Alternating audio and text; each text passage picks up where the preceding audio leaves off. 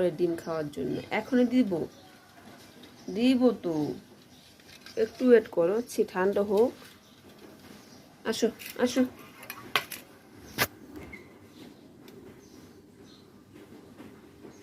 এই দুইজনে ডিম খাওয়ার জন্য লাইন ধরে বসে আছে।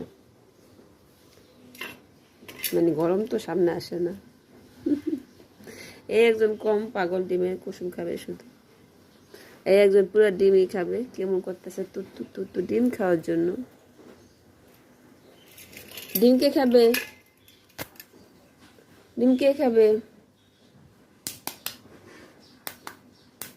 আর এখনই দিব দিব দিব কি করে, গরম নাও।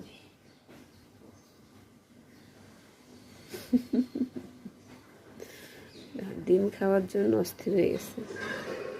ঠান্ডা হতে দিবা, কোথায় থেকে শব্দ সেটা দেখে।